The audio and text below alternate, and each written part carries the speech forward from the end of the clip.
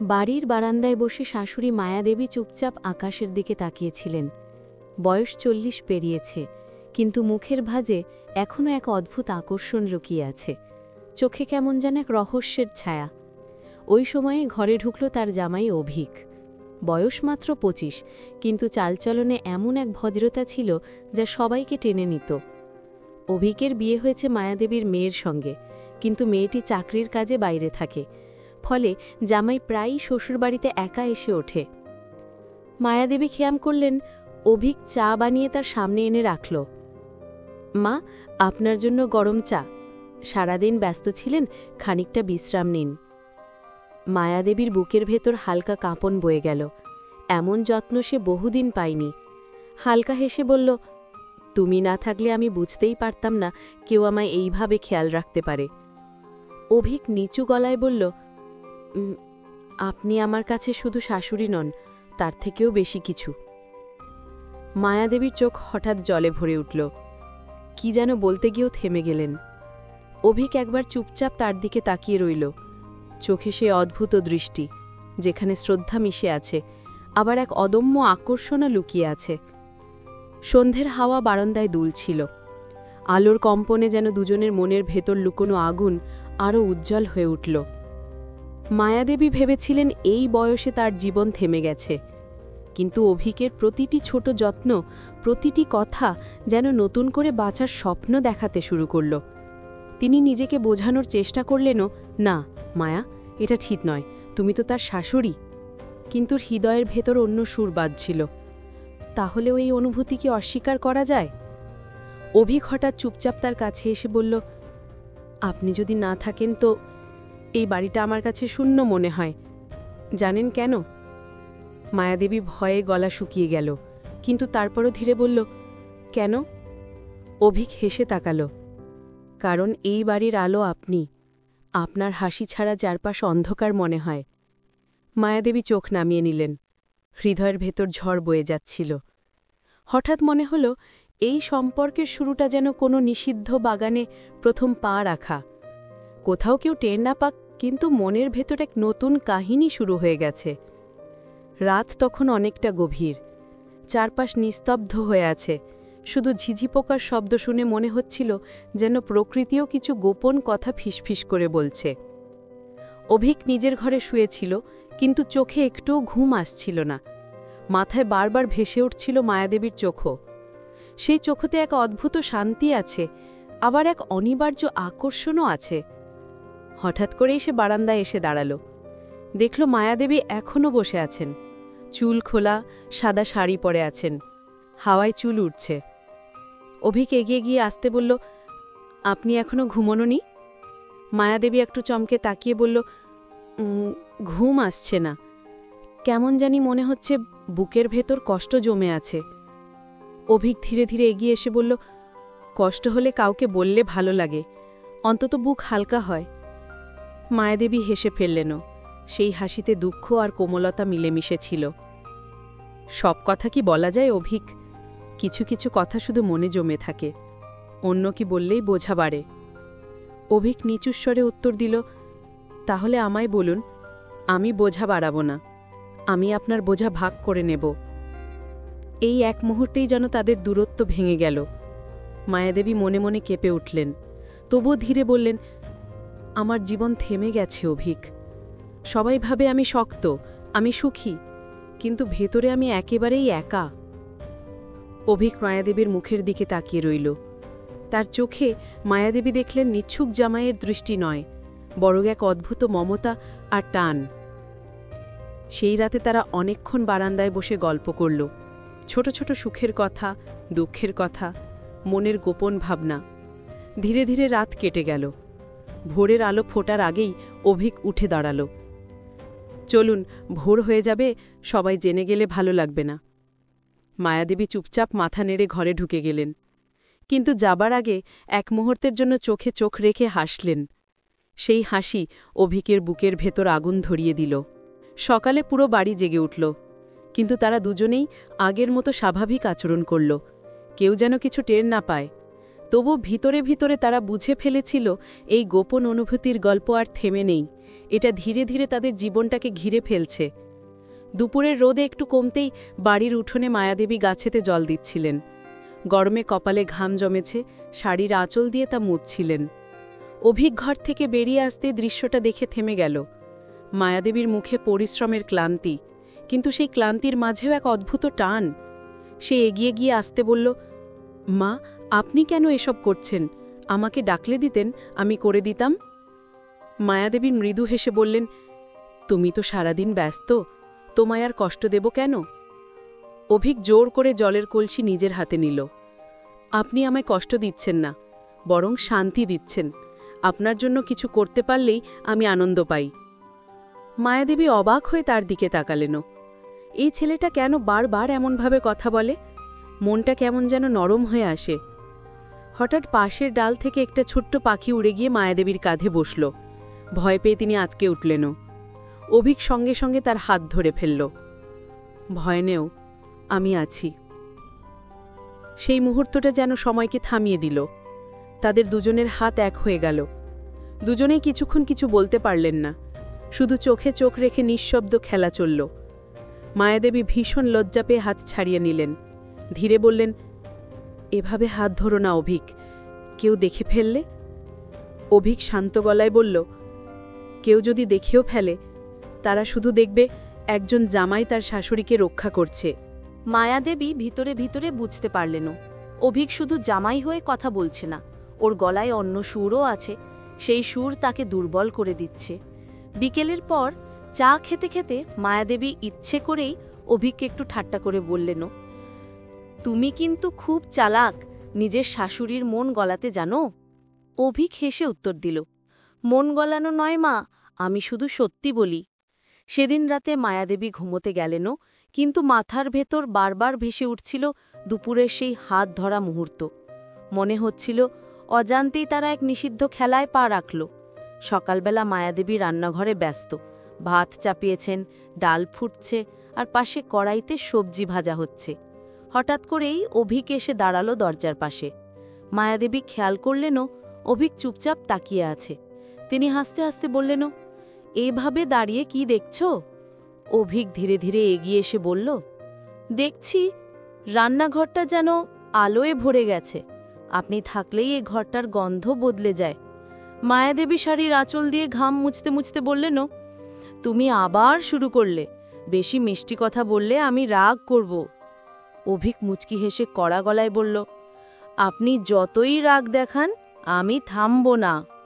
মায়াদেবী হালকা ভ্রু কুচকে তাকালেন, কিন্তু সেই দৃষ্টি যেন রাগ নয়, বরং লাজুক স্নেহ। হঠাৎ গরম কড়াই থেকে এক ফোঁটা তেল ছিটকে এসে মায়াদেবীর হাতে পড়ল। আহ! চিৎকার করে উঠলেন তিনি। অভিক সঙ্গে সঙ্গে তার হাত ধরে নিল। টেবিলের উপর রাখা পানির বোতল থেকে ঠান্ডা জল ঢালল। আপনি সাবধান হননি কেন? এত কষ্ট পেলেন?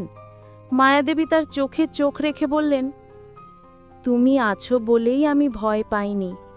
দুটো চোখের ভেতর আবার আগুনও খেলে গেল। কিছুক্ষণ যেন চারপাশ থমকে দাঁড়াল। ঠিক সেই মুহূর্তে বাড়ির প্রধান দরজা খুলে গেল।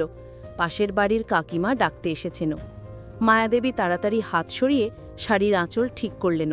অভিকও নিজেকে সামলে নিল। কাকিমা কিছুক্ষণ গল্প করে চলে যেতেই মায়াদেবী ধীরে ধীরে অভিকের দিকে তাকালেন। তার ঠোঁটে ফিসফিস করে শব্দ বের হল, এভাবে যদি কেউ দেখে ফেলে, আমাদের বিপদ হবে।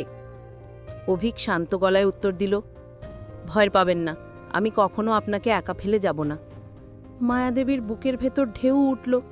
তিনি বুঝতে পারলেনও এই সম্পর্ক আর লুকিয়ে রাখা কঠিন হয়ে পড়ছে। প্রতিদিনও নতুন করে এক টান, নতুন করে এক ভয়, নতুন করে এক আগুনও তাদের ঘিরে ধরছে। রাতে শোবার ঘরে গিয়ে তিনি আয়নার সামনে দাঁড়ালেন। নিজের চোখে তাকিয়ে মনে মনে বললেন, মায়া, তুমি কোথায় যাচ্ছ? এটা তো স্রেফ গোপন খেলা নয়, এ তো হৃদয়ের অপরাধ। সন্ধ্যা নেমেছে, চারদিকে আলো ঝলমল করছে, কিন্তু মায়াদেবীর মনটা যেন অদ্ভুত অস্থির। সারাদিন মাথার ভেতর ঘুরছিল রান্নাঘরের সেই মুহূর্ত, যখন অভিক তার হাত ধরে রেখেছিল, আর সে অজান্তেই মনের কথা বলে ফেলেছিল। মায়াদেবী বারান্দায় বসে আছেন, চুপচাপ আকাশের দিকে তাকিয়ে। হঠাৎ অভিক এসে পাশে দাঁড়াল। হাতে দুটো কাপ, একটাতে ধোঁয়া ওঠা চা। আপনার জন্য বানিয়েছি, আশা করি চিনি ঠিকমতো হয়েছে। মায়াদেবী কাপটা নিলেন, কিন্তু সরাসরি তাঁর দিকে তাকাতে পারলেন না। কাপের ভেতর ধোঁয়া ঘুরপাক খাচ্ছিল, ঠিক যেমন তাদের মনে অস্থিরতা ঘুরছিল। কিছুক্ষণ নীরবতার পর অভিক ধীরে বলল, আজ সারাদিন আপনি আমার থেকে দূরে থাকলেন, আমি কি কিছু ভুল করেছি? মায়াদেবী চমকে তাকালেন। না অভিক, তুমি কিছু ভুল করনি, ভুলটা আমার মনের। অভিক চায়ের কাপ নামিয়ে রেখে কাছে এলো। আপনি সবসময় নিজের মনের কথা আড়াল করেন, অথচ আমি বুঝি আপনার ভেতরে কতটা ঝড়ো বইছে। মায়াদেবীর চোখ ভিজে উঠল। তুমি জানো না অভিক, আমি কতটা অপরাধবোধে ভুগছি। তুমি আমার জামাই, আমার সঙ্গে এভাবে জড়িয়ে পড়া উচিত নয়। অভিক শান্ত কিন্তু দৃঢ় গলায় বলল, সম্পর্কের নামটাই কি সব কিছু? হৃদয়ের টানকে কি নাম দিয়ে আটকে রাখা যায়? এই কথায় মায়াদেবীর বুক কেঁপে উঠল। তিনি চোখ সরিয়ে নিলেন, কিন্তু ভেতরে ভেতরে একটা অদম্য আগুনও জ্বলে উঠছিল। সেদিন রাতে মায়াদেবী ঘুমোতে গেলেনও, কিন্তু বারবার অভিকের চোখ মনে পড়ছিল। সেই চোখে শ্রদ্ধা যেমন আছে, তেমনি এক অদ্ভুত আকর্ষণও আছে। অন্যদিকে অভিক নিজের ঘরে বসে জানালার বাইরে তাকিয়েছিল। মনে হচ্ছিল তারা দুজনেই একই আকাশের নিচে দাঁড়িয়ে, তবুও সামাজিক দেওয়াল তাদের আলাদা করে রেখেছে। মনের ভেতর একটাই প্রশ্ন ঘুরছিল, এই টান কি সত্যিই লুকিয়ে রাখা সম্ভব? সেই দিনটা ছিল রবিবারও। বাড়িতে আর কেউ ছিল না। মায়াদেবীর মেয়ে বাইরে কাজে, আর আশেপাশের আত্মীয়রা সবাই গ্রামে গিয়েছিল। ফলে গোটা বাড়িটা নির্জন হয়ে পড়েছিল। সকালে কাজ শেষ করে মায়াদেবী বারান্দায় এসে বসেছিলেন। রোদের আলোয় গাছের পাতাগুলো ঝলমল করছিল। হঠাৎ অভিক দুটো চায়ের কাপ হাতে এসে দাঁড়াল। আজ বাড়িতে কেউ নেই, তাই ভেবেছি আপনাকে একটু সময় দিই। মায়াদেবী হেসে বললেনও, তুমি আবার আমাকে সময় দেবে? আমি তো তোমার শাশুড়ি, জামাইকে শাশুড়ি সময় দেয়, উল্টোটা তো হয় না। অভিক মুচকি হেসে চায়ের কাপ বাড়িয়ে দিল।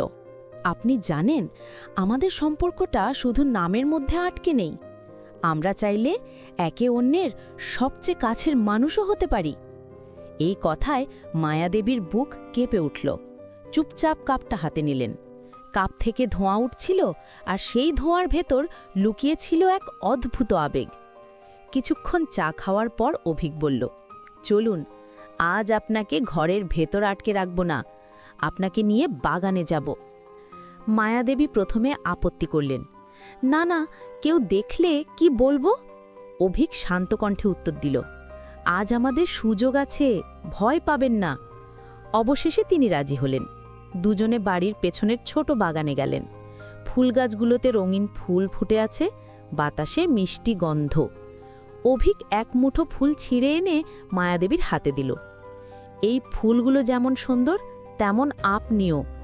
আপনার উপস্থিতিতে আমার জীবন ফুলের মতো হয়ে উঠেছে। মায়াদেবী ফুল হাতে নিয়ে চুপচাপ তাকিয়ে রইলেন। তার চোখে জল চিকচিক করছিল। তুমি এমন কথা বলো না অভিক, আমি ভয় পাই। অভিক ধীরে ধীরে বলল, ভয় নয় মা, এটাকে বলি ভালোবাসা। সেই মুহূর্তে চারপাশ নিস্তব্ধ হয়ে গেল। মায়াদেবীর বুকের ভেতর ঝড় বয়ে গেল। মনে হচ্ছিল তিনি যতই নিজেকে আটকানোর চেষ্টা করেন, ততই এই টান তাকে গ্রাস করে নিচ্ছে। বিটেল গড়িয়ে সন্ধে নেমে এলো। দুজনেই বাড়ির ভেতর ফিরে এলেন, কিন্তু দুজনের মনেই সেই বাগানের মুহূর্ত বারবার ভেসে উঠছিল। মায়াদেবী আয়নার সামনে দাঁড়িয়ে নিজের মুখ দেখলেন। মনে হল তিনি আবার নতুন করে বেঁচে উঠছেন, অথচ এই বাঁচা যেন অপরাধের মতো। অভিক নিজের ঘরে শুয়ে ভাবছিল, আজকের দিনটা শুধু শুরু, আগামী দিনে আমাদের সম্পর্ক কোথায় গিয়ে দাঁড়াবে। পরদিন দুপুর বাড়ির উঠোনে কাপড় শুকাতে দিয়েছিলেন মায়াদেবী। রোদ বেশ তেজি, তাই একটু কপালে ঘাম জমেছিল। ঠিক তখনই পাশের বাড়ির কাকিমা এসে হাজির। বৌদি, কাল তোমাদের দেখছিলাম বাগানে হাঁটতে, কি সুন্দর লাগছিল। এই কথা শুনেই মায়াদেবীর বুক কেঁপে উঠল। হাসি চাপতে চাপতে বললেন, ওই তো অভিক আমায় জোর করেই নিয়ে গিয়েছিল, কতদিন ফুলের বাগান দেখিনি তাই। কাকিমা চোখ টিপে হেসে ফেললেন, ভালোই তো, জামাই যদি শাশুড়িকে এত মান দেয়, তার চেয়ে খুশির কি আছে? মায়াদেবী মুখে হাসি রাখলেও ভেতরে ভেতরে ভয় পাচ্ছিলেন। চারপাশের মানুষের চোখ তো আর বন্ধ করা যায় না, যদি কেউ অন্যরকম বোঝে। সন্ধ্যায় যখন অভিক নিজের ঘরে ফিরল, তখন মায়াদেবী গম্ভীর মুখে বসেছিলেন। অভিক অবাক হয়ে জিজ্ঞেস করল, আপনার মুখ এত গম্ভীর কেন? মায়াদেবী ধীরে ধীরে বললেন, অভিক, আমাদের সাবধানে চলতে হবে। আজ পাশের বাড়ির কাকিমা আমাদের দেখে ফেলেছে, আমি ভয় পাচ্ছি। অভিক তার দিকে তাকিয়ে গভীর গলায় বলল, ভয় পাবেন না, আমরা তো কোনো খারাপ কাজ করিনি, আমরা শুধু একটু হাঁটছিলাম। মায়াদেবী চুপ করে গেলেন, তবুও বুকের ভেতর একটা অস্থিরতা ঘুরছিল। রাতে আবার সেই আগের মতো বারান্দায় দেখা হলো তাদের। চাঁদের আলো চারপাশ ভরে রেখেছে। অভিক আস্তে বলল, আপনি বুঝতে পারছেন না মা, আমি প্রতিদিনও আরও গভীরভাবে আপনার কাছে টান অনুভব করছি। এই টান আমি আর অস্বীকার করতে পারছি না। মায়াদেবীর চোখ ভিজে উঠল। তিনি ফিস ফিস করে বললেন, অভিক, তুমি কেন আমায় এমন পথে টানছ? আমি তো জানি এ পথ বিপদ ডেকে আনবে। অভিক তার দিকে হাত বাড়িয়ে দিল। বিপদ হোক, দুঃখ হোক, আমি আপনাকে ছাড়তে পারবো না। সেই মুহূর্তে হঠাৎ বাতাসে জানালার পাল্লা ধাক্কা খেয়ে বন্ধ হয়ে গেল। দুজনেই চমকে উঠলেন, কিন্তু বুঝলেন তাদের মনের দরজাও আজ বন্ধ হয়ে গেছে বাইরের জন্য। এখন কেবল ভেতরের আগুনই তাদের জ্বালাবে। রাত তখন একেবারে গভীর, চারদিক নিস্তব্ধ, শুধু বাইরে শিউলি ফুলের গন্ধ ভেসে আসছে। ঘরের ভেতরে প্রদীপের আলোয় বসে আছে শাশুড়ি আর জামাই। প্রথম প্রথম তারা শুধু কথায় কথা বলতো, কিন্তু এখন আর সেই জায়গায় নেই। চোখের ভেতরে চোখ পড়লেই তাদের বুকের ভেতর কাঁপন শুরু হয়ে যায়। শাশুড়ি আস্তে বলল, তুমি জানো, এই গোপনটাকে যতদিন বুকে লুকিয়ে রাখছি, ততদিন মনে হয় ভিতরটা পুড়ে যাচ্ছে। জামাই হেসে বলল, তাহলে বাইরে আনি, নাকি আবার ভয় করছে? শাশুড়ি দীর্ঘশ্বাস ফেলল, ভয় তার সত্যিই আছে। এই সম্পর্ক যদি কেউ জেনে যায়, তাহলে সমাজ কি বলবে? কিন্তু একই সঙ্গে এক অদ্ভুত টান তাকে তাড়িয়ে নিয়ে যাচ্ছে। সেই রাতে তারা চুপচাপ বসেছিল। হঠাৎ পাশের ঘরে শাশুড়ি উঠে জল খেতে গেল। শব্দ শুনেই তাদের বুক ধরফর করে উঠল। জামাই তাড়াতাড়ি উঠে দাঁড়ালো, কিন্তু শাশুড়ি তার হাত ধরে রাখল। থাকো, ভয় পেও না, আজকের রাতটা অন্যরকম। জামাই তার দিকে তাকিয়ে রইল। চারদিকে ভয়ের আবহাওয়া, কিন্তু সেই ভয়ের মাঝেই লুকিয়েছিল এক অদ্ভুত আনন্দ, যেন চুরি করে পাওয়া সুখ। কিছুক্ষণ পরে আলো নিভে গেল। ঘরে শুধু তাদের নিঃশ্বাস শোনা যাচ্ছিল। শাশুড়ি চোখ নামিয়ে বলল, তুমি কি কখনো ভেবেছ, যদি এই কাহিনী কেউ জানতে পারে তাহলে আমাদের জীবন কেমন হবে? জামাই মৃদু স্বরে বলল, জানি, হয়তো সব শেষ হয়ে যাবে, কিন্তু তাও আমি চাই তোমার চোখের ভেতর এই আলোটা বারবার দেখতে। শাশুড়ি চুপ করে গেল। তারপর নিজের মনে ভাবল, ভালোবাসা হয়তো ঠিক এটাই, ভয় আর আনন্দকে একসাথে বুকে বয়ে চলা। সেই রাতে তারা কেবল বসে বসেই অনেক কথা বলল। কথাগুলোতে ছিল খুনসুটি, ছিল ঠাট্টা, আবার ছিল গভীর একাকুলতা। প্রতিটা কথার ভেতরে যেন আগুনের ছোঁয়া। ভোরের আলো আসতে না আসতেই দুজনেই আবার আলাদা হয়ে গেল। দিনের আলোয় তারা যেন আবার স্বাভাবিক হয়ে গেল, কিন্তু ভেতরে ভেতরে জানল তাদের সম্পর্ক এখন শুধু এক গোপন কাহিনী নয়, বরং এক অদম্য টান। শাশুড়ি আয়নায় নিজের মুখ দেখে ভাবল, আজ থেকে আমি আর আগের মতো নেই। আমি এখন এমন এক খেলার অংশ যেখান থেকে ফিরে আসা অসম্ভব। আর জামাই মনে মনে প্রতিজ্ঞা করল, আমি এই ভালোবাসা যেভাবেই হোক বাঁচিয়ে রাখব। দিনটা ছিল গ্রামের পুজোর আয়োজনের। উঠোনে অনেক মানুষজন এসেছে, ঢাকের শব্দও বাজছে, প্রদীপ জ্বলছে। নারীরা হাসছে, পুরুষেরা ব্যস্ত নানা কাজে। এর মাঝেই শাশুড়ি আর জামাইয়ের চোখ হঠাৎ একসাথে আটকাল। ভিড়ের মাঝেও তারা যেন শুধু একে অপরকেই দেখতে পেল। শাশুড়ির বুকের ভেতর কাঁপন শুরু হলো।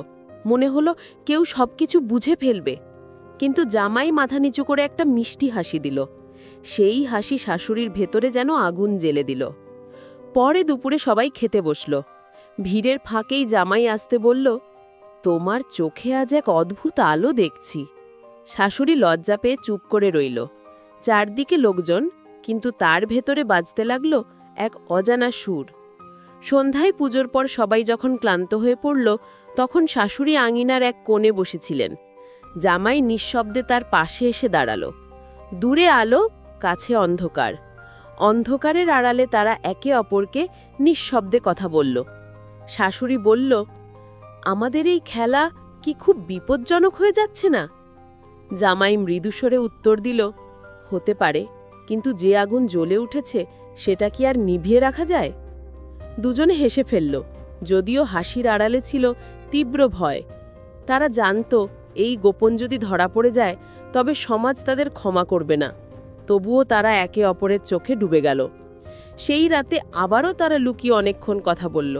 কথাগুলোতে ছিল খুনসুটি, ছিল আকুলতা, আর মাঝে মাঝে এমন নীরবতা যেখানে কেবল তাদের নিঃশ্বাস একে অপরকে ছুঁয়ে যাচ্ছিল।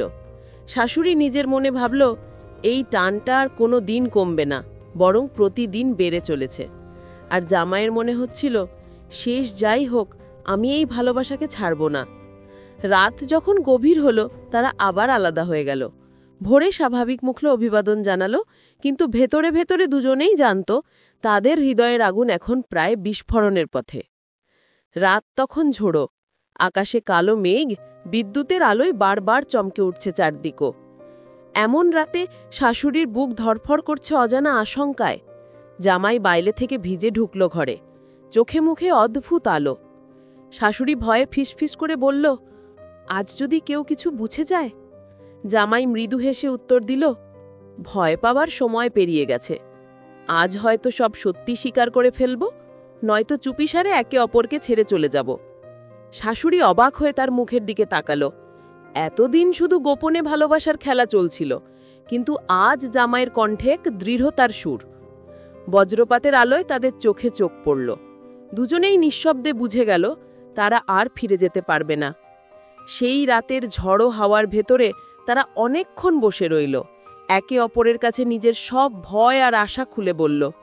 শাশুড়ি স্বীকার করল, আমি জানি সমাজ আমাদের মেনে নেবে না, কিন্তু আমি আর তোমাকে হারাতে চাই না। জামাই আস্তে উত্তর দিল, আমিও তাই চাই। যদি আমাদের ভালোবাসা অপরাধ হয়, তবে আমি সেই অপরাধ নিয়েই বাঁচব। পরদিন সকালে সূর্য উঠল একদম পরিষ্কার আকাশে। আশ্চর্য, গ্রামের মানুষরা কিছুই টের পেল না, সবকিছু যেন স্বাভাবিকভাবেই চলল। কিন্তু শাশুড়ি আর জামাইয়ের মনে হলো আজ তারা সত্যিই এক নতুন যাত্রা শুরু করেছে। শাশুড়ি আয়নায় নিজের চোখে তাকিয়ে হাসল, সেখানে ভয়ের বদলে আজ ছিল আত্মবিশ্বাস। জামাই আঙিনায় দাঁড়িয়ে মাটির দিকে তাকালো, মনে মনে প্রতিজ্ঞা করল, যতই ঝড় আসুক আমি এই ভালোবাসাকে আঁকড়ে রাখব। এইভাবেই শেষ হলো এই দীর্ঘ গোপন ভালোবাসার গল্প। শাশুড়ি আর জামাইয়ের সম্পর্ক সমাজ হয়তো কখনো মেনে নেবে না, কিন্তু তাদের ভেতরে যে আগুন জ্বলে উঠেছিল সেটা কোনো শক্তিই নিভিয়ে দিতে পারল না। প্রিয় দর্শক, এভাবেই শেষ হলো আমাদের 10 পর্বের রোম্যান্টিক আগুন গল্প। যদি ভালো লেগে থাকে তবে কমেন্টে জানিও, আর সাবস্ক্রাইব করতে ভুলো না। সামনে আরও নতুন গল্প আসছে যা তোমাদের মন কাঁপিয়ে রাখবে।